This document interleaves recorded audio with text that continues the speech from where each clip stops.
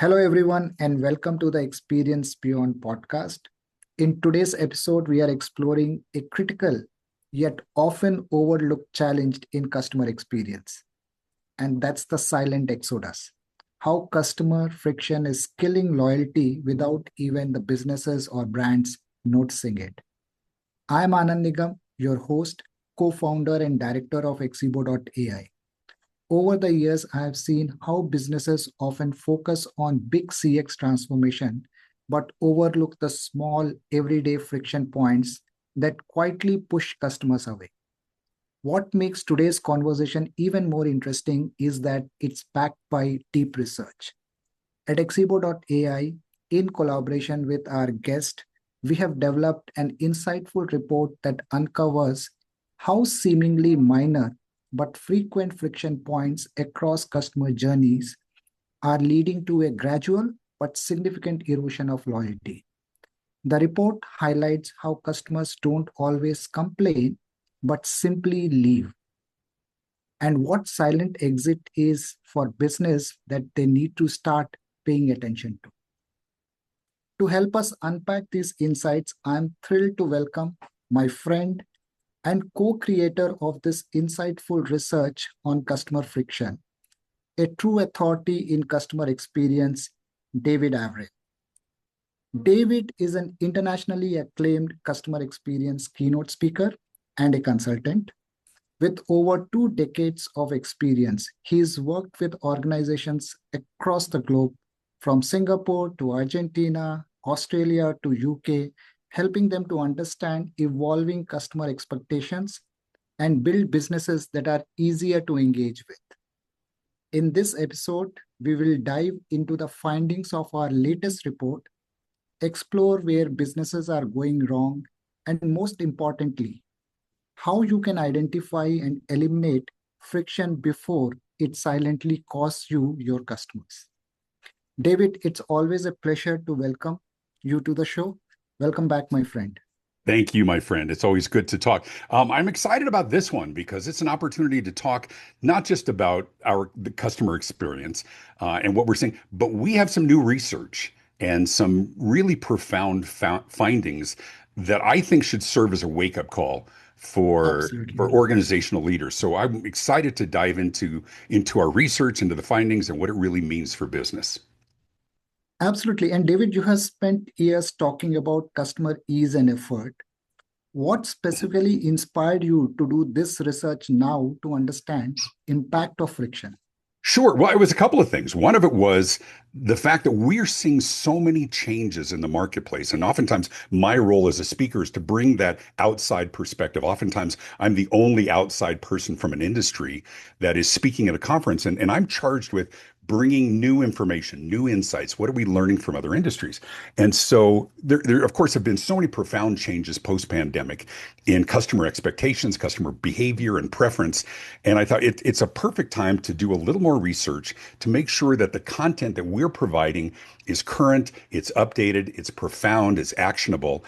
And the other reason was just the relationship that we have. As I've come to learn about the profound capabilities of XEBO.ai, I thought it's the perfect partner to do this research, to ask the kinds of questions, to elicit the kind of insights that are really actionable for leaders in business. Absolutely. And what actually struck a chord for me was when you started talking about a research which could actually delve more into what customers do instead Right. of focusing on what customers feel. So, what brought about this thought about designing such a research where we moved the needle from understanding what customers feel, what customer experience, to actually focus more on what customers do after a pain point, after a friction point? I think that's really the key value of this research that we have done together is that once again, we're being asked by organizations, we need return on investment. We don't need motivation. We're all plenty motivated. Everybody's working to feed their families. What does this research mean? And so through our collaboration, we were able to say, let's ask a different question. There's some wonderful research out there. We have amazing colleagues in this space, but they're asking, how do you feel when these things happen? Whether it's friction, whether it's things that they enjoy with companies. but nobody's asking what are they likely to do as a result. So as we crafted the questions and the insights that we were looking for, we wanted to determine not just how people feel about things, but what are they likely to do as a result. And I think the findings were disturbing on so many different levels. We know that people are getting more and more frustrated. We're understanding better why. And more importantly, what are they likely to do as a result? So, a couple of things, there's benefits for those in business. One is that they can identify the kinds of behaviors that can be detrimental. And two is that they really understand the impact of the policies and the procedures and the decisions they make internally. What's going to be the impact on loyalty, on churn? And so it was an exciting project to embark upon. And then when the research started coming in, it was profoundly insightful, but also actionable. Absolutely. And I remember those days when the initial results started coming in, and with about 50% of the sample size completed, and you said that you cannot hold yourself back and you want to look at the data and you want to look at what is coming out. Few of the comments that you made after the initial insights were like mind-boggling. You said that research is absolutely fantastic. It's eye-opener for many. So what are those initial findings, initial thoughts that provoked you to say that? Well, there were a couple of things that initially stood out, and um, one of them was we had asked a lot of different things, and they could choose as many as they wanted in terms of the things that might bother them or cause them friction or frustration. And what was interesting was everything mattered. And we were expecting sort of one or two things really to stand out. And if some one item or a point of contact or friction had gotten more than 50%, we know that people in business would zero in on that. We've got to fix that. Oftentimes, probably to the detriment of some of the other things. And what we found was that everything mattered to customers and clients. So there's so many points of friction that really can cause that exodus. The other thing that really stood out, and this was incredibly profound, was that it showed that 14%, when confronted with friction, just walked away. They didn't care. But it wasn't walked away. That 14%, they just let it roll off their back. But 86% of people did something negative and detrimental. It could be either reduce their spending, it could be looking for another alternative vendor or partner. But then the part that was really stood out was there is a segment who are going to actively work against you, actively work to damage your brand. And as we sliced it demographically, psychographically, income, and others, we found is it tend to be older and people with money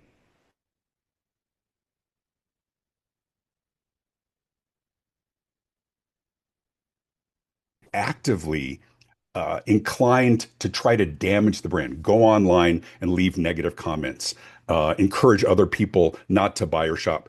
And that inflection point was when people went from feeling frustrated, which we all do, if they cross that line, to feeling disrespected, it unleashed a whole series of negative behaviors. And so this was fascinating as we poured over the data that 14% of people didn't really care. They kind of put up with things. My wife is one of those people. She's a gentle soul. She's got a wonderful heart and she kind of lets things roll off her back. 86% do something negative that hurts your reputation, your brand, your revenue. And so I think digging into that and for organizational leaders to be able to recognize those points of friction so that they can go back and re-examine. It might work for them as an organization, but it's not working for the customers. Yeah, these insights and especially these numbers are not just fascinating, they are very unsettling. Like customers, they don't complain, they just leave. Yeah, so many of them, absolutely. Well, and the behavior takes a few different points. You know, when organizations will do regular surveys, they get a sense of how they feel. But a real voice of the customer initiative and a comprehensive program involves so much more in terms of data points. Looking at churn. When was the last time your customer actually engaged with you? Because I think one of the biggest dangers is organizations that, well, where they're not complaining, they must be fine. And I think it's a gross misinterpretation of what silence can mean. And there's no shortage of organizations who would love to take your longtime customer and convert them into their first time customer. And so those competitors are giving love and attention to our customers. And when we accept that silence, then our customers are really vulnerable, especially if they have a negative experience, whatever that might be. And so there's so many other data points beyond their surveys that they need to be looking at to recognize who's leaving and why. And sometimes they're leaving and organizations don't even know it. Absolutely, and I know we have got a lot of numbers, a lot of proportions that we have presented in the report. But what I really enjoyed about the report was your storytelling, David. The way you have articulated the insights or read between those numbers and articulated what it means for the brands and companies is fascinating. Well, I want you to yeah, go ahead. articulate like two or three insights, which you want the listeners to actually go and read the reports. What are those two key things that you want to tell them that stand out? Well, I appreciate your recognizing sort of the storytelling. I'm one of those people that I mean, you were so good at the data, and your team, your global team is amazing in terms of data collection and reporting. I'm not that guy. And so for me, it's the story. It's how do we bring those numbers to life? What do they really mean in terms of behaviors? And so there were so many throughout that really kind of stood out. One of them was kind of interesting was we also asked about what happens when a company does a good job. I mean, things happen as they always do. And what happens when they fix the problem and recover quickly?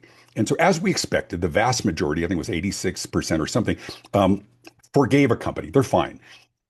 But we also found that they don't forget and that it doesn't give them immunity because they fixed it quickly. And so they have to recognize when something does go wrong and they fix it, not only do they have to go back and fix that problem, but recognize that that customer is a little bit at risk now, that that customer is a little bit wary. They may forgive, but they're not going to forget. So that was sort of one of the interesting findings. The other part was just, as I said before, so many of the the points of friction that that ultimately it wasn't because the customer was unreasonable. It was because the processes and those policies that were baked in were really causing that. It's not the customers. Well, here's how I put it in one of them. The customers weren't leaving because something went wrong. Oftentimes they Mhm. leave just because it took so much trouble to fix it and to make it right. And so organizations put a lot of time and effort and money on the front end, the customer acquisition. But once they become customers, it's so frustrating, as we all know, to fix problems. So we addressed every point of contact, and and some of it was reaffirming things that you expected, and some of the behaviors were pretty alarming as well. So it's not the bad experience or the poor experience that customers are pained about. They are actually more pained about the process that they go through to overcome that Yeah. experience. Well, anybody who's tried to cancel a subscription knows Mhm. how difficult that might be, right? It's hard to do. For me, I mean, you look at friction. Friction can also, equate to frustration, but it also equates to how hard is it to do business with you? And one of the things that we found that I think as we sort of extrapolate and filter all of it, it really comes down to this, is that most organizations think that the greatest gauge of customer loyalty is satisfaction. And what we found is it's really effort. The greatest predictor of loyalty is effort.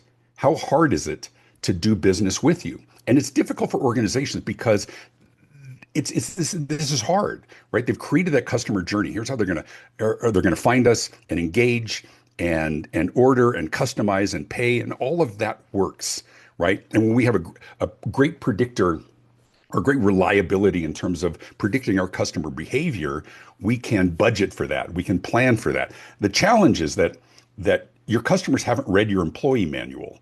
They don't know how they're supposed to do Right. business, right? They just know how they want to do business.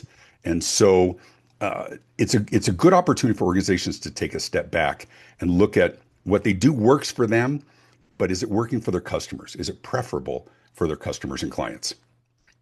These are some fascinating insights in the report. So, David, who would you feel are the right audience to read this report? Well, this sounds fairly broad, but anybody who's in a competitive marketplace.